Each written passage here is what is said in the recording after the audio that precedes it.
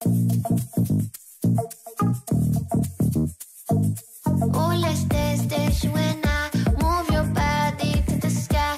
Love the way you shake it down, break it down, move the thing around. Feel it in your bones. 네, 슬기로운 라디오 생활 1부는 생활 속 이슈들을 속속들이 들어보는 이슈 인터뷰 시간입니다. LG전자가 7월 31일을 기준으로 휴대폰 사업을 종료하기로 결정했습니다. 1995년 휴대폰 사업을 시작하고 26년 만인데요. 현재 LG 휴대폰을 사용하는 소비자들은 AS나 업데이트 같은 사후 관리는 어떻게 되는지 관심이 쏠리고 있습니다. 자, 자세한 내용 뉴스원 이기범 IT 통신 전문 기자 전화 연결해 짚어보겠습니다. 안녕하세요. 네, 안녕하세요. 뉴스원 이기범 기자입니다. 예. 자, 가장 궁금한 내용부터 질문을 드리겠습니다. LG 휴대폰 사용하시는 분들은 앞으로 AS 어디 가서 받아야 됩니까? 네, 아무래도 기존에 LG전자 스마트폰 사용하시던 분들 AS에 대한 걱정이 크실 텐데요. 그렇죠. 네, LG전자는 사업 종료 이후에도 LG 제품을 마지막까지 믿고 구매한 고객들을 책임지겠다는 입장입니다. 예. 국내에서는 제품 최종 제조일로부터 4년간 AS가 제공되고요. 예. 전국 120여 개의 서비스 센터를 기존처럼 이용할 수 있습니다. 예. 보통 스마트폰을 2년, 길게는 3, 4년 정도 사용한다고 봤을 때 충분한 기간으로 보입니다. 예. 네, 또 스마트폰 운영체제 업그레이드 같은 경우에는 최대 3년간 지원됩니다. 2019년 이후에 출시된 제품 중 프리미엄 모델은 3년, 일반 보급형 모델은 2년간 운영체제 업그레이드가 제공되고요. 예를 들어서 지난해 출시된 LG 벨벳이나 윈 같은 경우에는 2023년까지 운영체제 업그레이드가 가능합니다. 예. LG에서 출시될 것으로 기대가 됐던 그 롤러블 폰은 이제 영원히 못 봅니까? 아쉽지만 화면을 돌돌 많은 LG 예. 롤러블 폰은 출시되지 않을 예정입니다. 예. 이 부분 LG전자 관계자한테도 확인을 해봤는데요. 예예. 공식적인 제품 출시는 없을 거라고 단언하더라고요. 아. 굉장히 그렇군요. 아쉬운 부분이 예. 이게 국내 소비자분들도 화면을 돌돌 만다고 해서 상소문 폰이라고 애칭까지 붙여가면서 기대를 했던 폰이고. 아, 무슨 폰이요? 상소문 폰이요. 상소문 네. 폰이요. 네, 이제 화면을 돌돌 말아서 여러 말리니까. 네네. 그렇게까지 이제 애칭까지 붙여가면서 기대를 했던 폰이고. 예. 또 이게 실제 제품 개발도 완료가 됐습니다. 아, 그렇구나. 보통 이제 제품 출시 한 달 전에 전파 인증이란 걸 받게 돼 있는데. 예예. 공교롭게도 LG전자가 스마트폰 사업 철수를 발표한 지난 5일에 LG 롤러블이 국립전파연구원 전파 인증을 통과했습니다. 예. 네, 그만큼 마지막까지 준비를 했다는 거고 양산만 하면 되는 수준이었던 거죠. 아, 소비자 입장으로 굉장히 아쉽네요. 네. 예. 7월 31일자로 휴대폰 사업이 종료된다고 하는데 당장 판매가 중지되는 겁니까? 아닙니다. 일단 시중에 재고가 남아있기 때문에 예. 유통 재고가 소진될 때까지 판매가 되고요. 또 5월 말까지는 기존의 통신 사업자들과 공급 계약을 맺은 게 있기 때문에 예. 휴대폰 생산을 이어갈 예정입니다. 예. 자, 3년간 AS가 된다면 휴대폰 수명이 3년쯤 되니까 싸게 좀 저렴하게 구매해서 써도 괜찮지 않을까 싶기도 한데요. 재고폰이 좀 남았을 것 같거든요. 이 재고 처리를 위한 가격 인하 등 좀 기대해 볼 수 있겠습니까? 저도 기대한 부분인데 예. 이미 시중에 풀려있는 폰 자체가 많지 않아서 예. 이래만큼 이른바 땡처리가 있지는 않을 것 같습니다. 아, 그렇군요. 예. 네, 연초에 LG전자 스마트폰 사업 철수 소식이 나오면서 이미 공짜폰, 차비폰, 이런 LG폰 재고가 많이 소진된 상황이고요. 예. 이 때문에 이 통사들도 재고 소진을 위한 마케팅을 검토는 하고 있지만 털어낼 재고 자체가 많지 않아서 예. 큰 폭의 마케팅 정책은 없을 거라고 합니다. 예.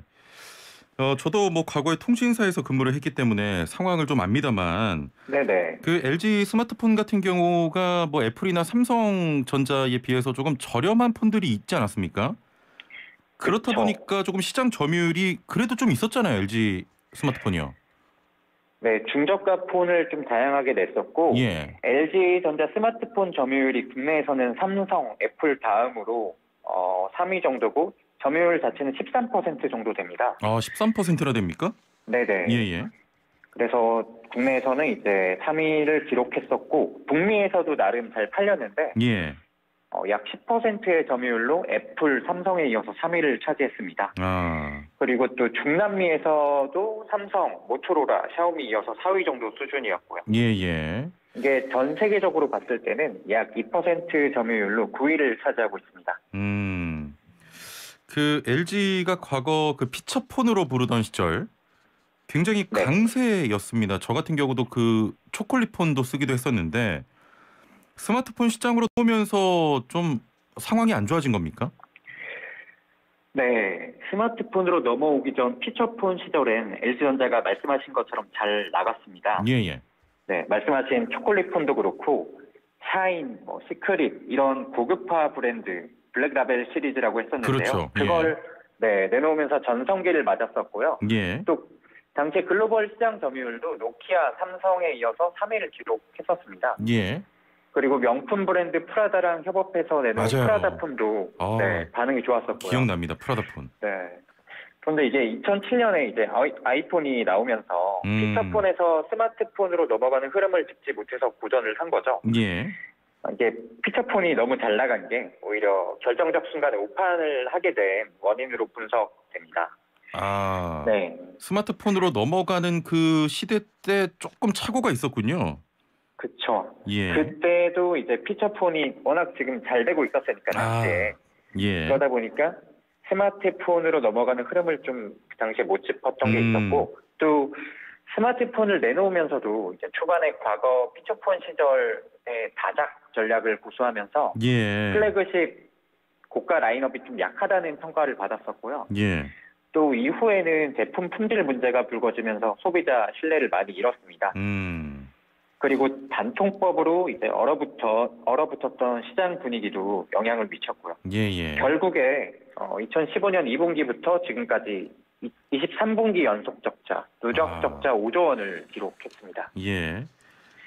자, 지금 우리나라 모바일 시장 삼성, 애플 거의 양대 산맥인데 과거에는 참 많은 회사들이 있었잖아요. 어떤 회사들이 있었죠?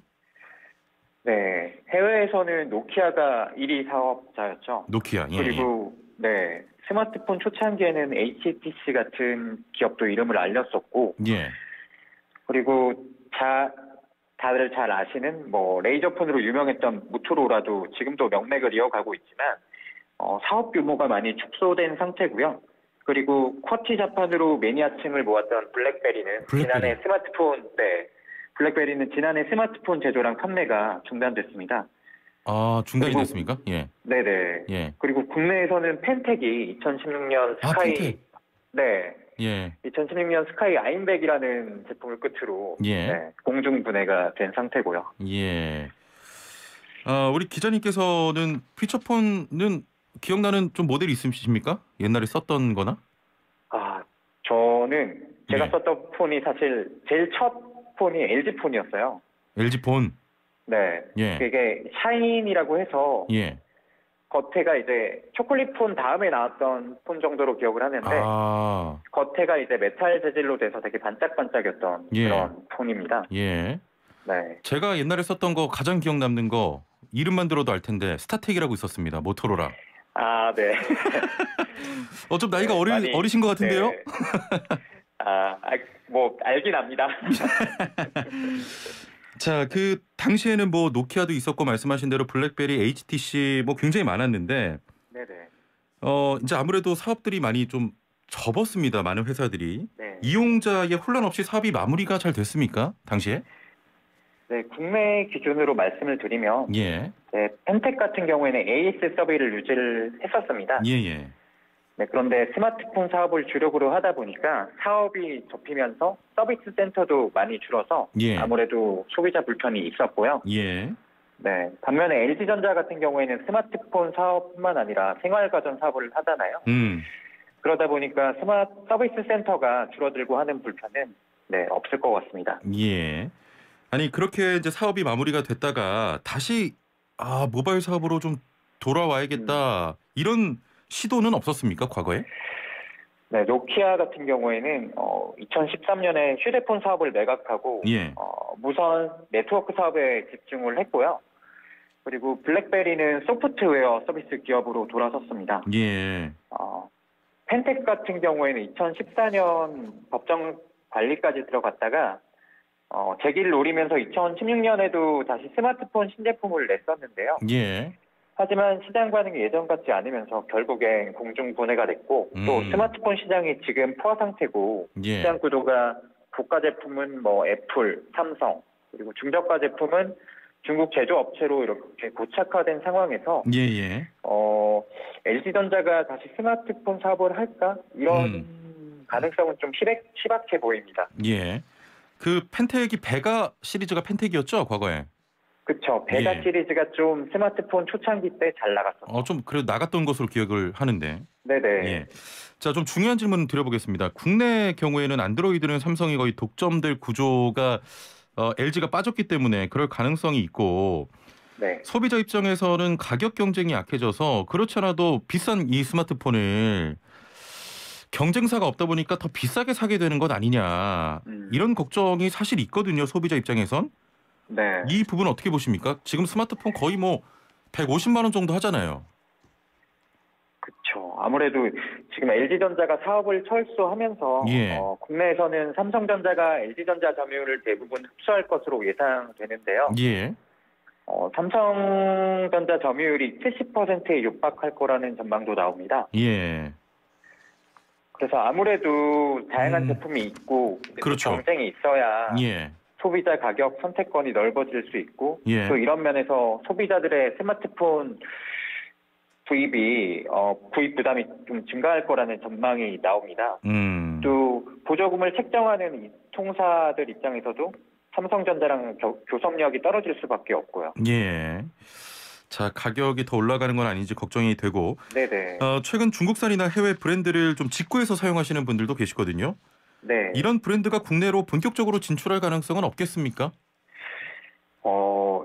국내 스마트폰 시장이 외산폰의 무덤이라고 불릴 정도로 예. 외산폰 입지가 좁은 상황입니다. 예. 뭐 해외에서는 이제 싼 가격으로 점유율 올리고 있는 중국 제조사 폰들도 예. 국내에서는 고전하고 있고요. 이게 가성비라는 말 많이 쓰잖아요. 예. 스마트폰 구매할 때 가격 중요하죠. 그런데 스마트폰을 한 번 사면 2년 정도는 쓰니까 그렇죠.